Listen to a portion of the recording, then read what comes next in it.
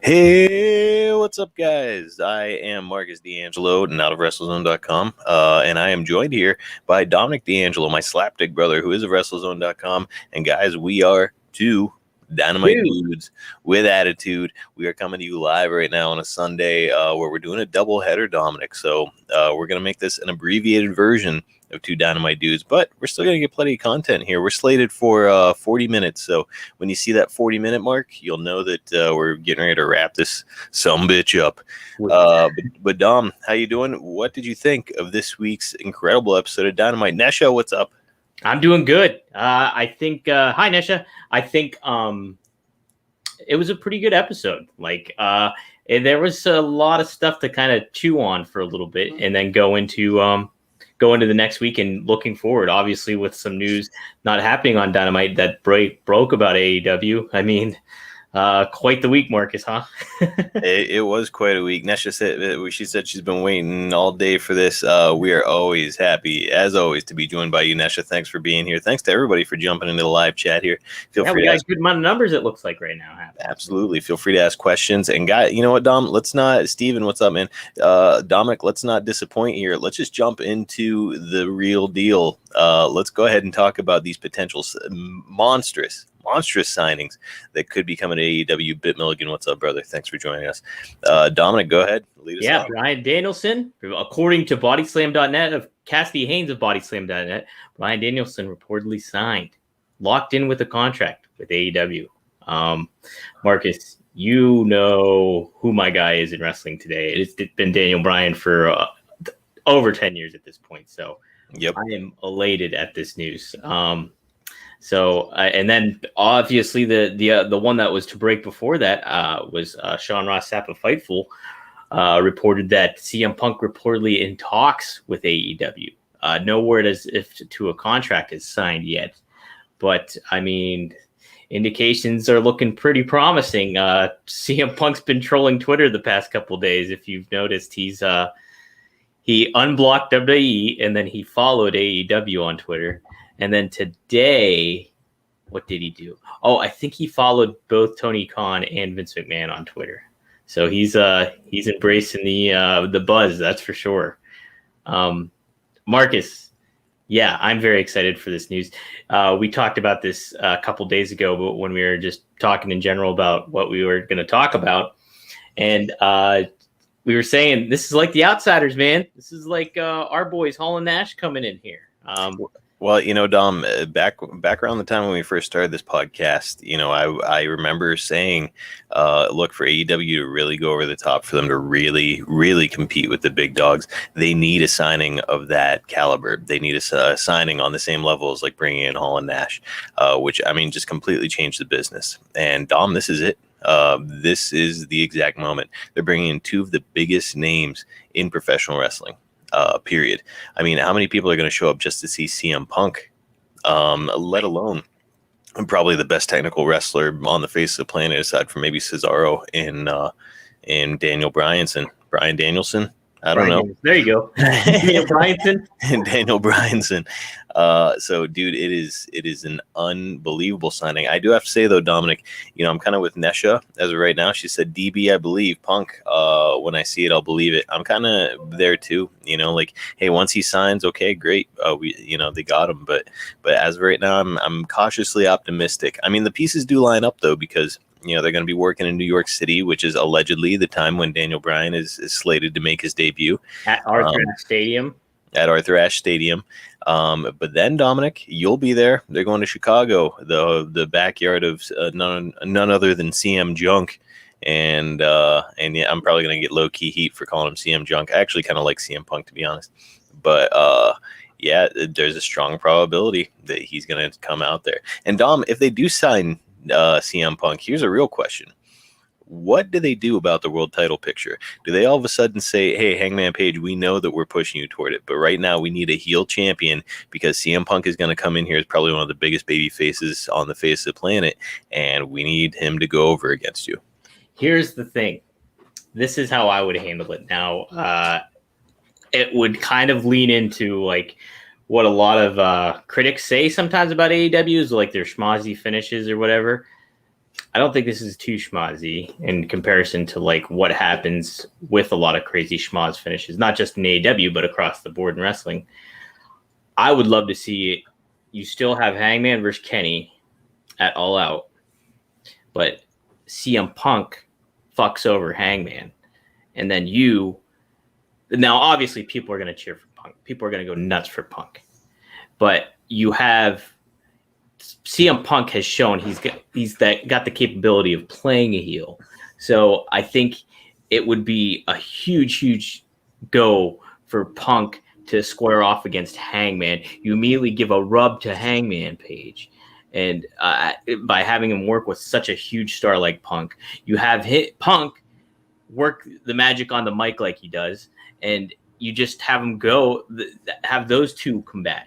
And then, obviously, Marcus, that sets up Daniel Bryan for Kenny Omega. If it's me, Dominic. And Kenny Omega, what we've been talking about, how we really liked Kenny Omega running with the title right now, I think you can keep that going then for him for at least a little bit longer until Daniel Bryan takes it off. Dominic, if I'm the booker, which I will be here in about 34 minutes for WCW Rewritten, but if I'm the booker for AEW, hey, Kevin Davis, what's up, man? If I'm the booker for AEW, I don't do that. The way I would go about it is you still have Hangman Page go over. He's got too much momentum. Do not stop that train. It's ridiculous. But instead, afterwards, have Kenny Omega do the classic heel thing and say like, hey, look, he cheated or whatever. I'm still the best in the world. Nobody in the world is better than I am. Boom, CM Punk.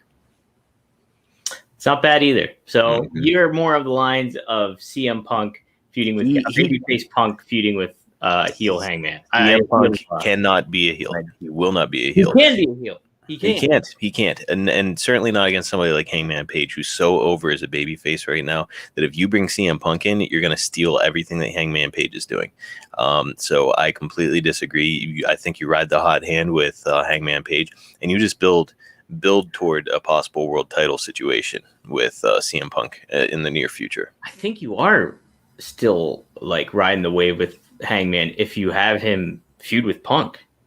Like that's basically a world title match in itself because look, Punk hasn't wrestled in over 6 years, more than that, 7 going on 7. That's unbelievable. 7 years. So it's so him going up against Hangman that's a headline in itself for it. And you automatically put Hangman up into that echelon of talent of where you're positioning at because you're feuding with arguably the biggest star in wrestling at this moment in time. So, hey Dom, just a quick departure from what we're talking about. Can you read Benjamin A. Jones's comment there? Which one? He's got a couple of them here. Enzo. Okay. Enzo is good on the mic. AEW should get him.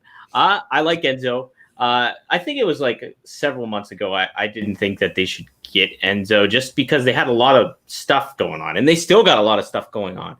I love Enzo, so I think he would be great. Like I think they could find use for him where like whether that's on a program as like a wrestler, commentator, both doesn't matter. I think you could kind of utilize him. You could certainly find a spot. Again, crowds get a little thick here.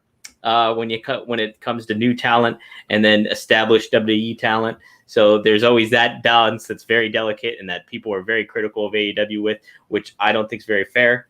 But Enzo's great. I wouldn't necessarily be against that. I'm a big Enzo guy. I'd love to see him paired up with Max Caster and Anthony Bowens.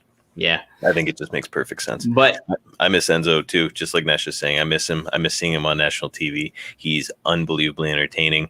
According to his buddy Kaz XL or whatever that guy's calling himself now, he's really polished his ring skills.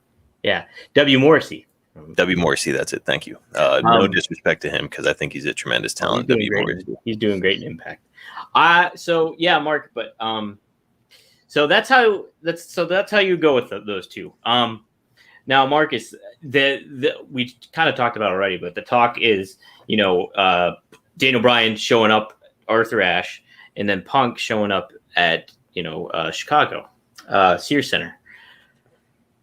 Now, if you were Tony Khan, would you kind of expedite the process and boost them up to a little bit earlier? Say One of them debuts, happens to be in Pittsburgh during the first episode of AEW Rampage, which, I mean, we're going to happen to be at. I mean, as tempting as that would be, I think that when you are doing a big stadium show like they're going to be doing at Arthur Ashe Stadium, I think that you need something huge. And I don't think that there's any better time to bring in Bryan Danielson, he'll be called, than that setting.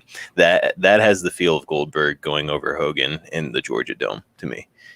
Bringing out Daniel Bryan in that setting. So as much as believe me, I would love to see them come to Pittsburgh so you and I can see them. I'd love to see them this Wednesday on Dynamite. I'm excited. Yeah, right. I'm excited for this to happen, but I think that you need to play it right, and that's the only right way to play it. You debut him at Arthur Ashe Stadium. It's hard to argue that. It really is. I mean, obviously, we would love to see that. Now, maybe you could have his first match at Arthur Ashe Stadium. He debuts at Rampage, and then we see him. I don't know. Hey, Dom, who is he going to a feud with? Daniel Bryan, and then let's get into actually talking about Dynamite a little bit. Yeah. Well, obviously, he's a face. He's got to be a baby face. Of course. Yes. Even more so than Punk, he should be a baby face. I picked Kenny already because I think that's who should maybe go with it. Punk, you can put into a storyline and build with, somebody else, I feel, even if you keep him as a face. The same could go for Bryan. I mean, both are huge stars. So it's like you can't go wrong either way when it comes to that. Trying to think who would be another good person to position him at starting off. That's a problem. Who's the other big heel? That's a fair point. Who is the other big heel? Miro? No, I would say you have to, at this moment, you have to shoot a little bit bigger. I'm saying you have to leave Miro alone. Don't put him in a position where he's got to put somebody over. I don't know. Like that's the problem, Dominic, is like the heels are not clearly outlined in AEW as of right now. Is Lance Archer a heel? No, I don't know. Not a heel. Okay, he's not a heel, and then he just had a match with another baby face on Dynamite, which we'll talk about, and John Moxley. So Christian's a baby face. So what the fuck are we doing over there at AEW with the heels? There's just not enough of them. It's a fair point because you're trying to think, and that's exactly why I think I would immediately start. Nesha, thank you. The Bucks are heels. Yes. Now you could have Punk go against them. Here you go, dude. Here it is, right here. This is how I would do it. Now you said I would say Daniel Bryan versus Kenny Omega. That's how I would start off. CM Punk, MJF. Okay, well, there you go. How are we overlooking MJF? I know, right? How are we? Yeah, and it makes sense because MJF is clearly going to go over against Jericho. So, and who says that they're the best? All the time is MJF. So I mean, yeah. Well, I'll tell you what, that could be really great. Benjamin Andrade. How are we dropping the ball on these heels, Dominic? I know. What the fuck? Well, in any case, let's go ahead and just jump into the program here. Let me pull up my notes. Well, I'll segue into it. Somebody that we did see this week that wasn't expected to be seen was the talk of the town, of the wrestling town for the better part of over a month, is Nick Gage. Oh, my goodness. How about that? So, second labor of Jericho. Now, Marcus, we were kind of like, hey, this whole thing's kind of following the paint by numbers Cody versus MJF pattern, but here we get now it's getting interesting. So Dominic, you know how I feel about death matches. Oh my god, the third man is just doing a run in my dehumidifier. Hang on, it's the Hogan of the Two Dynamite Dudes podcast. This is when the trash comes into the ring. It's gonna be two Dynamite Dudes and a loud noise machine. Noise. That title's too long, but in any case, so yeah, it's starting to get interesting. And Dominic, you know how I feel about death matches. I think it's like it's the bottom tier of pro wrestling, in my opinion. I'm just not crazy about death matches. I know for some people it really scratches the itch, but that being said, you're trying to put Jericho in peril here. right? And this is something that you and I discussed off the air. I think that they are. I like it kind of scratches that, like, okay, putting Jericho in danger itch, not just from like a storyline standpoint, but like for us as smart fans who know that the business is a work. I'm still like, is Jericho going to get injured? Like, he's pretty old and he's climbing in the ring with this nut job who's like going to put staples in his head and break light tubes over his head and, you know, maybe cut his throat like he did with David Arquette. So it's like it's a little scary to think of Jericho under those circumstances. So the fact that Nick Gage is coming in does not bother me at all. And Nesh is saying she knows Nick Cage. Is he any good? So I don't know if she's intentionally referring to Nicolas Cage, the actor. Snake but Eyes. If she is, it's a hilarious reference, and I appreciate it. But I mean, we've got somebody online made a hilarious point too, where they're like Christian Cage, Nick Gage, Hangman Page, Christian Cage. You know, they were like naming all those names, and it's like, holy shit, they're right. But in any case, Dominic, yeah, I think that this puts Jericho in real peril. I think it ups the stakes. So I'm pumped up. I'm curious how they're going to execute it, because I mean, you look, just yesterday there was GCW Homecoming Night 1, and your boy Matt Cardona, love Matt Cardona, got major. We talked about Hogan heat. He got major Hogan heat at this show. Did you happen to see that clip of him? Yes. And Dominic, let me go off the rails for a minute to just talk about this. Those two have done a masterful job of building that show and that angle, where like me, a guy who does not like death matches, like they had Nick Gage show up at a live show that they were doing for the Major Wrestling Figure podcast. Keep talking. And they were screaming at each other, like saying the F word at each other, threatening each other. Like it felt like a shoot. It felt like it was very real, and they hated each other. And after watching that, I was like, this feels real. This feels like real heat, and it feels like something that I need to watch. And like it's just like a slow build on this angle between Matt Cardona and Nick Gage, just leading up to this moment. And dude, it couldn't have gone any better. I assumed that Matt Cardona was going to put Gage over because it's kind of his playing field. But nope, he goes over and gets one of the biggest heel reactions I have ever seen. And it was incredible. And he played it. He hammed it up beautifully. He's holding the belt like Shawn Michaels at the end of WrestleMania, just like hamming it up. It was so engaging. Now, some of the talk of the town on Twitter was people throwing garbage in the ring. And Dave Meltzer took great exception to that. Some people took great exception to Dave Meltzer taking exception to that. How did you feel about all that trash getting thrown in the ring and anything? It's pro wrestling. It's pro wrestling, and that's part of the beauty of pro wrestling. By the way, Nesha is saying that she did not mean to say Nick Cage. It was a typo, but still a hilarious mistake, because I thought she was just like making a joke about introducing Nick Cage in AEW.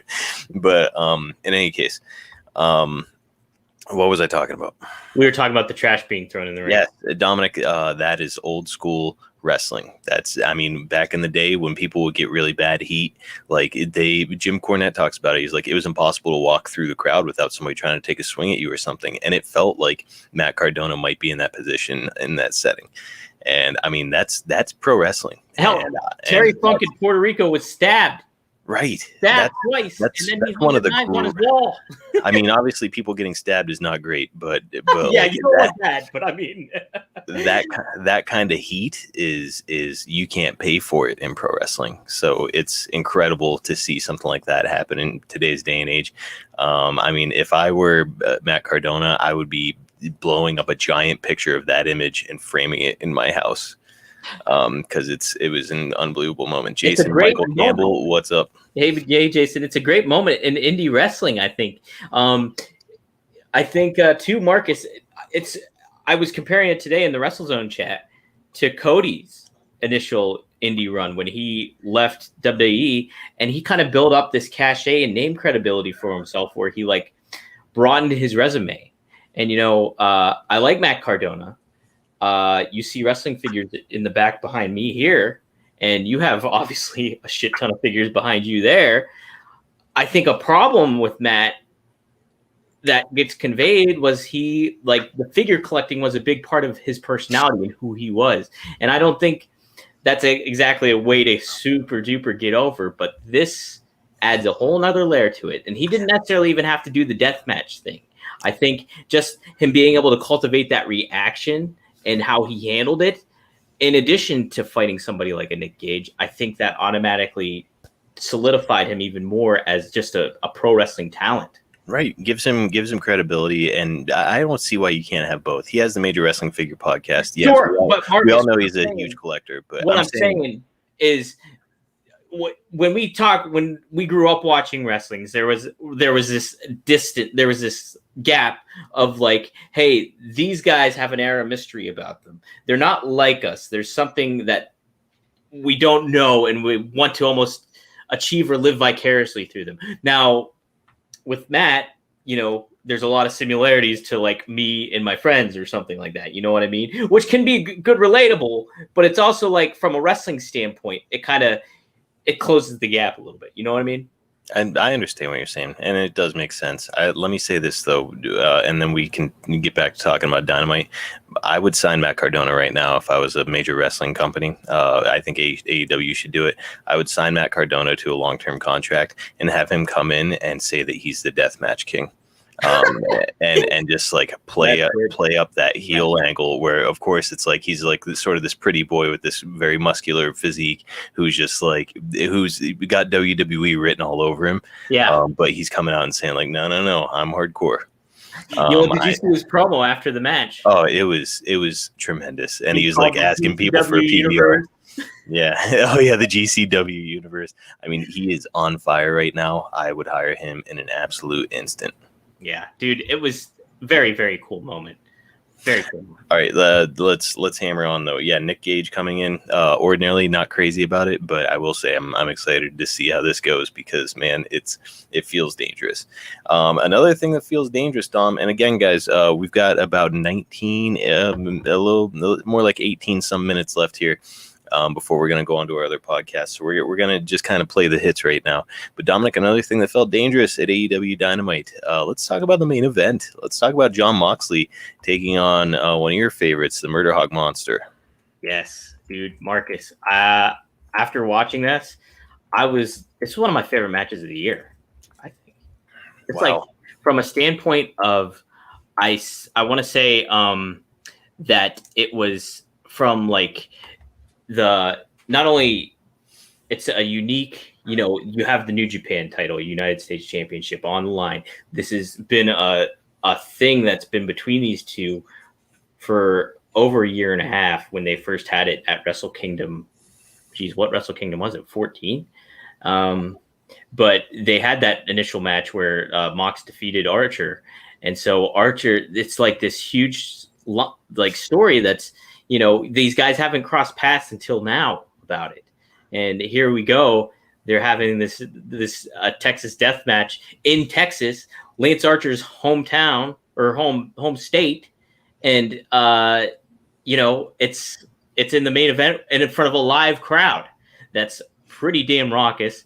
And, Marcus, I'm not the biggest deathmatch guy either. Like, I'm not. And like, I appreciated how Kenny and I'm not the biggest Sami Callihan fan either, but like I appreciate how that Slammiversary match went. I thought it was good for being a death match, but like there's a lot of the pizza cutters and forks in the heads just kind of but I thought this might not make sense, but I thought how they handled the fork in this match, I liked it a lot better.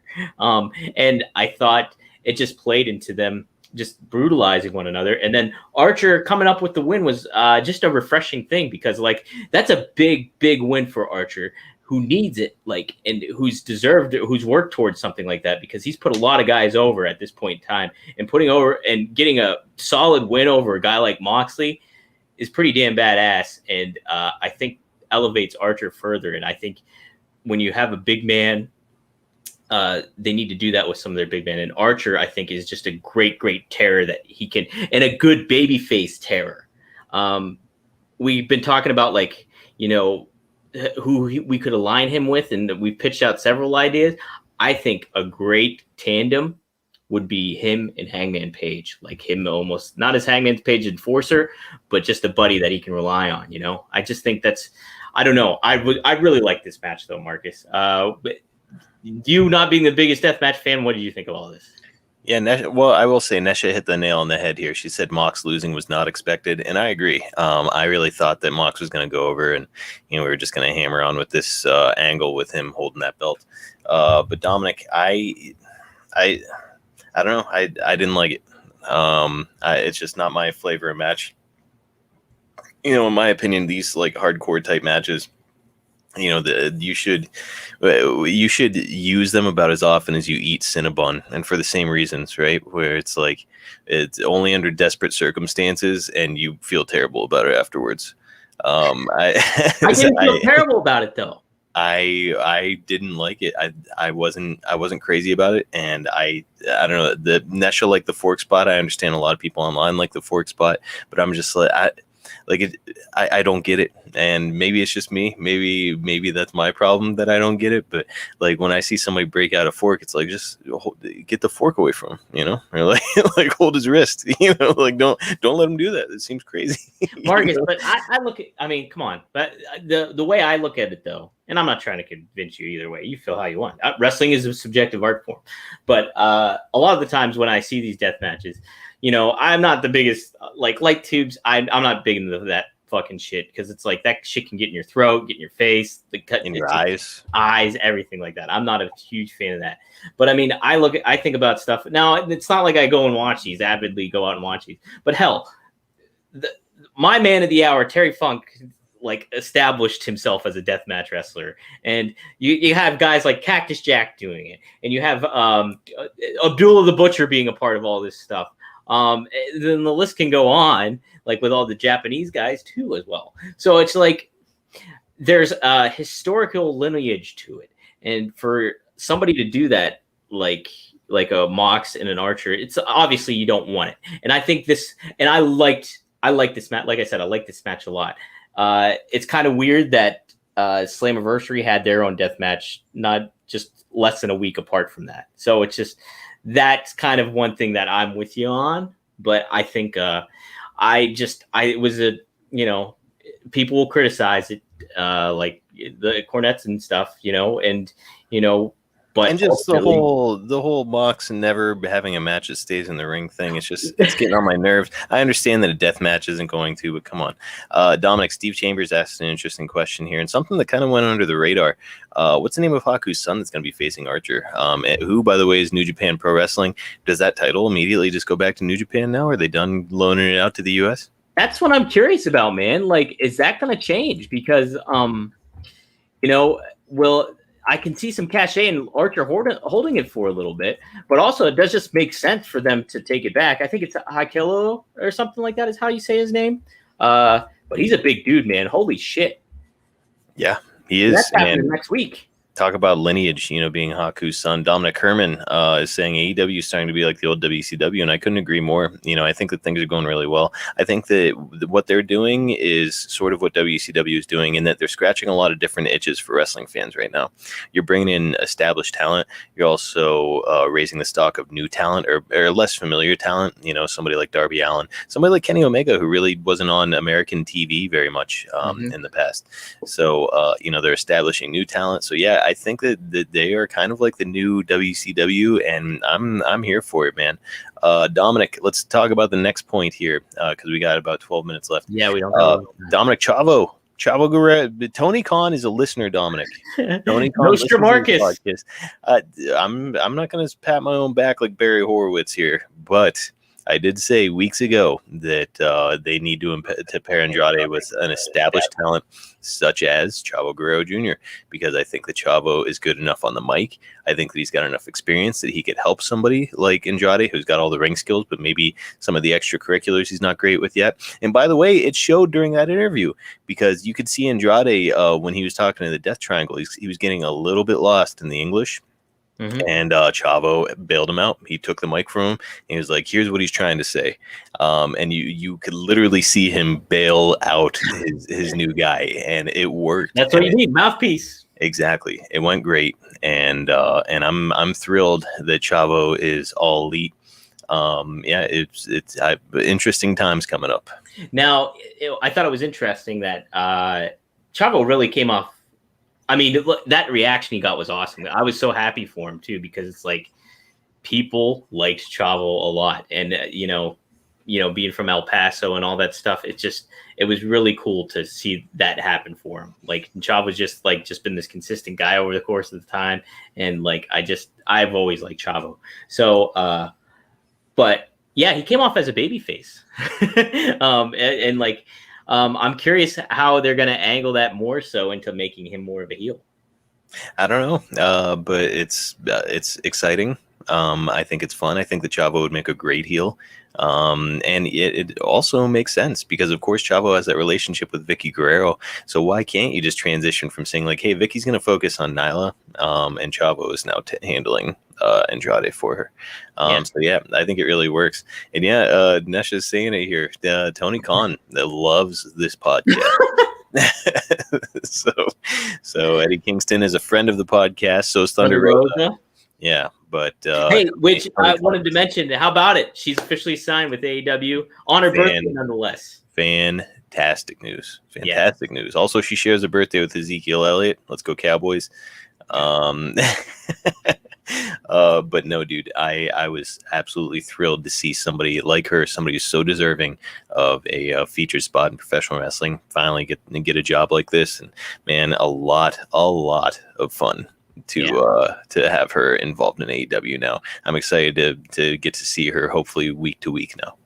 Yes, I know. And she's on Dark coming up here, our Elevation. So Dominic, speaking of ladies wrestling, Nyla Rose took on Britt Baker in this event. It was a clusterfuck of a match. I thought it sucked. I thought they have terrible chemistry. I don't know that it's Britt Baker's fault. I think that Nyla Rose is occasionally clumsy in the ring, poor transitions. And Steven, I think, said earlier that she broke her wrist. Yes. Mm-hmm. Yes, Steven Chambers did say that. So I was not aware of that Britt Baker broke her wrist during that. Yeah, she did. Yeah, man. I thought it was like they told the story, but yeah, I'm like, it was a little shaky, and I think we mentioned this too. We're like, when it started off, we're like kind of think maybe they should have started Britt off with somebody else. You know what I mean? Where it's just like somebody that can, that's a good compliment and that's a good adversary. And I think I kind of get it though, why they did it. And I think I mentioned this before, was like Nyla Rose is an established heel. So if you're trying to transition Britt into a baby face, more of a baby face type role, then that does kind of make sense. But, the match itself didn't kind of come off as great as it should have probably. Yeah, Nesha's saying she doesn't like Nyla, and I don't know if I'm gonna. I like Nyla. I don't know if I'm gonna come out and say that I don't like Nyla. Like, I think that there's aspects of her that I'm not crazy about, aspects of her character, very one-dimensional. But I just think that she had really shitty chemistry with Britt Baker. I don't think that those two have great chemistry together in the ring. Maybe it's not all Nyla's fault, but based on context, I've seen Britt Baker kind of tear the house down numerous times. So the common denominator here is not Britt. So I don't know what went wrong during that match, but it wasn't a good match. There were sloppy transitions, and obviously the match went sloppy. There was a broken wrist involved, so mistakes were made. I hope that this broken wrist doesn't stifle the progress that Britt Baker has made. So I guess we're just gonna have to see how things play out. Yeah. Herman is saying Nyla Rose versus Nia Jax for the botch moves match. Nyla, I mean, I would put Nyla above Nia. Nia is pretty damn bad. So I wanted to cover this before we close off with this episode of Two Dynamite Dudes. I don't know if you had this on your list, but Orange Cassidy getting the rub from Sting. Marcus, did you like it or didn't you? Nope. I guess it wasn't like horrible. Like it's silliness, and Sting is consummate pro. Trying to get over younger talent. But actually, when I said no, I'm sorry. I was thinking about Orange Cassidy's match later on that he had. Yeah. But I don't know. I didn't like despise the whole thing between him and Sting, but I was just like, oh, okay, Sting's goofing around. That's cool. I liked it. I thought it was great. I really liked it. Sting with his casual chest bump and stuff. It was good. It was quality stuff. That doesn't diminish Sting, and I think it enhances Orange Cassidy further. So Tammy, what's up? Thanks for joining us. Thank you to all of you guys for joining us. Yeah, we really it's been appreciate fun. having you here. Dominic, when is Steven Chambers is asking, so I'll ask you, when are we going to see Jade again? What happened? That's a great point. That's the thing. They've got so many people, and it's just a challenge that they got to do and work with. And hopefully with Rampage coming back, you can really establish Jade further and further, because you think about all the other women talent that we haven't seen either. I know Layla Hirsch is recovering from injury. And then, but you also have women like Red Velvet and plenty of others that just haven't got in the cycle here recently. So it's Serena Deeb too. Again, we need to see her again. Absolutely. So there's just a lot of things that they got to work with. Hopefully Rampage will balance the scales out a little bit, and maybe get a little bit more honed in. But dude, Marcus, we didn't even talk about the ratings. The ratings were great this weekend. Unbelievable. They took a massive leap in ratings. I don't remember the exact figure, but I know it was over 1 million, larger than last week, which is also over 1 million. And Tammy, she's a big fan. Thank you. Appreciate you joining us. I don't know if she's saying she's a big fan of AEW or a big fan of us, but either way, glad you're here. But maybe it's both. Somebody said earlier, new podcast, and hey, dude, we've been around for over a year now. So yeah. Hey, but glad you're discovering us now. Go ahead and listen in the archives, or just join us live. We try to go live every week. I'm going away next weekend, so we're gonna figure something out, but we'll get there, guys. But in any case, Dominic, we got 4 minutes left, so let's go ahead and wrap it up here with our MVPs and our ratings. Yes. Okay, Marcus. Well, you do the ratings. What is your Marcus Meltzer rating? Yeah, I mean, basically from like a big show feel standpoint, this was a good show. Good. Not like blow my socks off yet, but I think that we're coming pretty close to some blow the socks off moments. So I'm just gonna go ahead and give it a solid 7.1. Nice. That's a rock solid Marcus Meltzer rating.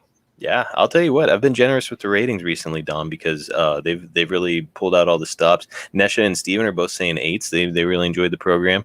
But yeah, it's they've been nailing it week after week. And Dom, it sounds like things are just going to keep getting better and better for AEW.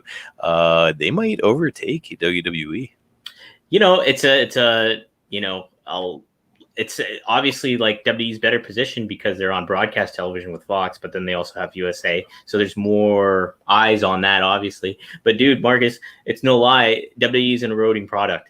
And they perfectly displayed that on Monday when they jobbed Karrion Kross out to Jeff Hardy in under 2 minutes with a roll-up pin, making his... And you think about it, Thunder Rosa celebrated her birthday by getting signed by AEW. And, all that stuff. While Karrion Kross had to celebrate his birthday with a loss on Raw. It just does not make sense. Yet I could go on about that, but we only have a few minutes. So it's silliness. And yeah, we're not going to go into the WWE tirade, even though it's tempting. Hey, Herman is saying a 6, a little harsh, a little more harsh than I am, but I get it. Yep. Marcus, who's your MVP? Dominic, you're going to be surprised by this one. This week, somebody that we didn't even talk about, Wheeler Yuta. I thought he looked great. I think that he will make a fantastic inaugural cruiserweight champion for AEW. There we go. Now mine is telegraphed. It's got to be telegraphed. It's Lance Archer, baby. Of course, we all knew. Yeah, Dom. You guys knew. So I mean, I just liked it. I liked the way he got positioned. And dude, it's just a good way to establish some newer talent, newer stars and stuff like that. Get your roster bigger, and not literally, but just get it bigger, like name cash. Larger dudes. Yeah. No, I know. All right, guys, that is going to do it for 2 Dynamite Dudes this week. But we're about to jump right into our other podcast, which is WCW Rewritten. It's where I'm rewriting WCW. I'm the main booker man like Kevin Sullivan. And yeah, man. So stay tuned if you're into it. If not, that's cool, man. I get it. Hey, Ron. But okay, so if you're on Facebook, just go right into the other feed. The WCW Rewritten feed, you'll see it on there. If you're on YouTube or anything like that, just go to just surf on our WrestleZone channel and jump onto that. Twitter, you'll see us pop up on Twitter. So, yeah, Marcus, anything else you want to say before we close out here? No, follow me on Twitter. Follow Dominic on Twitter. Follow 2 Dynamite Dudes at 2 Dynamite Dudes on Twitter. And follow WCW Rewritten at WCW Rewritten on Twitter. Interact with us, guys. We love doing this live chat thing because we get to talk to you guys and hear opinions and make new friends. So, by all means, reach out to us. We love talking to you guys. Yeah, it's good to read the comments, even though we don't talk about some of them on here. I definitely read them all. So thank you guys. And yeah, we'll see you next week on 2 Dynamite Dudes with Attitude. 2 Dynamite Dudes. We'll see you guys next time. Jump on the next channel.